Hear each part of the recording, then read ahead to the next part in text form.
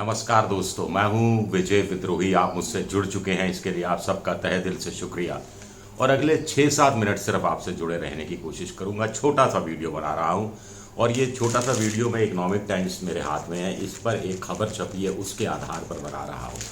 तो दो चीज़ें एक साथ आ रही हैं। राहुल गांधी का अमेरिका दौरा खत्म हो गया है, वो हिंदुस्तान वापस आ रहे हैं और आते ही माना जा रहा है कि वो मल्लिकार्जुन खड़गे के साथ बैठेंगे और राजस्थान के मसले को सुलझाने की कोशिश करेंगे। लेकिन इसी से जुड़ी हुई खबर आ रही है कि no peace pilot set to float प्रगतिशील कांग्रेस ऑन जून 11। ये इकोनॉमिक टाइम्स की खबर है। ये देखिए, पायलट साहब हाथ जोड़े खबर बताए गए हैं और खबर का शीर्षक बता रहा है कि कोई सुलह नहीं हुई है। पायलट ने तय कर लिया है कि 11 जून को नई पार्टी का गठन होगा और उसका नाम भी दे दिया है। निधि शर्मा एक रिपोर्टर हैं कि प्रगतिशील कांग्रेस नाम होगा, प्रगतिशील कांग्रेस नाम होगा। कुछ लोग कह रहे थे कि साहब जनसंघर्ष कांग्रेस होगा, कुछ लोग कह रहे थे पायलट कांग्रेस हो सकता है और मशाल उसका चुनाव चिन्ह हो सकता है, जिसका इस्तेमाल उन्होंने किया था। जनसंघर्ष यात्रा इसलिए क्योंकि अजमेर से जयपुर की 125 किलोमीटर की उन्होंने जो यात्रा निकाली थी उसको जनसंघर्ष यात्रा का नाम दिया था और 3 मुद्दों पर निकाली थी। तो खैर, 11 जून रविवार का दिन, अखबार के अनुसार जयपुर में एक रैली कर सकते हैं और ये बड़ा ऐलान कर सकते हैं। 11 जून उनके पिता राजेश पायलट की पुण्यतिथि है। भडाना में वो हर साल एक जलसा होता है, इस मौके पर इस साल भी होगा। उनके साथी जो एमएलए हैं मुरारी लाल मीणा, उन्होंने भी पत्रकारों से कहा कि हर साल होता है, हज़ारों की संख्या में आते हैं, इस साल भी आएंगे।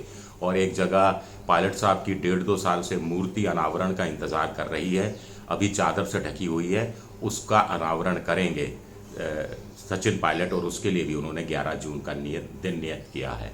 तो 11 जून को क्या पार्टी भी बनाएंगे और उस पार्टी का नाम प्रगतिशील कांग्रेस होगा। यह अपने आप में बड़ी खबर है। और इसमें ये कहा गया है कि सचिन पायलट से पत्रकार ने बात करने की कोशिश की, वो नहीं आए लाइन पर, लेकिन उनके नज़दीकी लोगों ने कहा, सूत्रों ने बताया कि ऐसा कुछ विचार चल रहा है। विचार चल रहा है, ये विचार फलीभूत होगा नहीं होगा, इस तरह की क्यासबाजी, इस तरह की पतंगबाजी तो हम राजस्थान के पत्रकार भी करीब 2 महीने से कर रहे हैं, कुछ लोग तो 2 साल से कर रहे हैं इस तरह की कयासबाजी की अब बनी पार्टी, अब टूटेगी कांग्रेस। लेकिन इसमें ही कहा गया है कि क्या सचिन पायलट नई पार्टी 11 जून को बना देंगे तो क्या इससे अशोक गहलोत की सरकार गिर जाएगी या अल्पमत में आ जाएगी।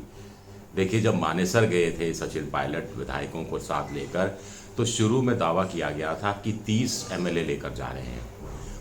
उसके ऊपर अशोक गहलोत ने राजस्थान विधानसभा में बहुमत साबित किया और उनके साथ 124 या 121, मुझे एग्जैक्ट फिगर ध्यान नहीं, 120 के आसपास, 120 के तो ऊपर ही थे, इतने विधायक आए थे। और फिर कहा गया कि सचिन पायलट के साथ सिर्फ 19 लोग हैं। और अभी हाल ही में जो उन्होंने जब अपना शक्ति प्रदर्शन किया जयपुर में, जैसे कि जनसंघर्ष यात्रा के समापन पर भी रैली की, तो उसमें भी मोटे तौर पर 15-16 विधायक, 3-4 मंत्री गहलोत सरकार के, तो मोटे तौर पर 20-21 से ज़्यादा आंकड़ा जा नहीं रहा। तो क्या नई पार्टी बनाएंगे और मान लीजिए ये 20-21 छोड़ गए तो क्या गहलोत की सरकार गिर जाएगी? गहलोत की सरकार फिर 100 के आसपास आ जाएगी। फिर भी ये 20 जाएंगे, इनको कांग्रेस छोड़नी पड़ेगी, तो विधानसभा में 200 की संख्या घटकर 180 रह जाएगी। 180 में से बहुमत का आंकड़ा 91 का होगा, तो भी गहलोत सरकार बचाने में क्या कामयाब हो जाएंगे? या फिर अगर पायलट के साथ 40 लोग टूट के चले जाते हैं तो फिर क्या कहानी दिलचस्प रूप धारण करेगी? क्या ऐसा संभव हो पाएगा? या आज की तारीख में कहना मुश्किल है। लेकिन सबसे पहले तो है ये भी, इस खबर में मुझे भी संदेह है कि प्रगतिशील कांग्रेस का नाम होगा और 11 जून को इसकी घोषणा हो जाएगी, क्योंकि अभी ये जो क्लाइमेक्स है, ये आने से पहले एक एंटी क्लाइमेक्स, या गहलोत के हिसाब से एंटी क्लाइमेक्स, सचिन पायलट के हिसाब से पॉजिटिव क्लाइमेक्स आना बाकी है। अभी राहुल गांधी को भारत आने दीजिए, मल्लिकार्जुन खड़गे से मिलने दीजिए, सचिन पायलट से बात करने दीजिए, फिर कहानी बदल भी सकती है। हालांकि सचिन पायलट इस बीच अचानक जबलपुर चले गए। विवेक तनखा, कांग्रेस के जो नेता हैं, उनके यहाँ कोई पारिवारिक पूजा का समारोह था, वहाँ गए। तो उन्होंने एक मंदिर में भी गए, शक्ति पूजा की बात आई, सामने आई। उनके एक समर्थक ने कह दिया कि युद्ध में उतरने से पहले माँ का आशीर्वाद लेने गए हैं सचिन पायलट। तो चीज़ें लोग जोड़ तोड़ कर 1-2 का 4, 4-2 का 1 करने की अपनी तरफ से कोशिश कर रहे हैं।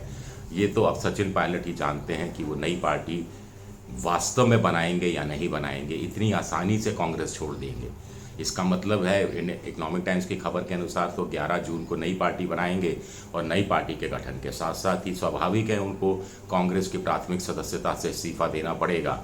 उनके साथ भी जो आएंगे उनको भी नैतिकता के आधार पर कांग्रेस की प्राथमिक सदस्यता से इस्तीफा देना पड़ेगा। और अशोक गहलोत खेमा शायद यही चाहता था, और इतनी आसानी से अशोक गहलोत को मुस्कुराने देंगे सचिन पायलट। हालांकि सचिन पायलट ये भी जानते हैं कि अशोक गहलोत थोड़ा सा मुस्कुराएंगे फिर दुखी होंगे, क्योंकि वो जानते हैं कि अगर उनको सत्ता में लौटना है तो सचिन पायलट का साथ, सहारा, सहयोग कितना ज़रूरी है, ये भी अपनी जगह सच है। तो सब कुछ राहुल गांधी पर है, सब कुछ राहुल गांधी पर है।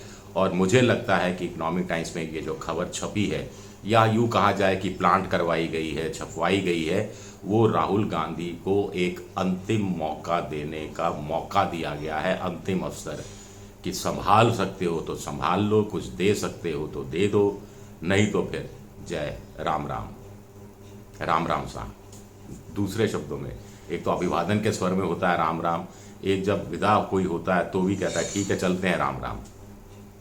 देखते हैं क्या नतीजा निकलता है। शुक्रिया आप सबका, बहुत बहुत शुक्रिया।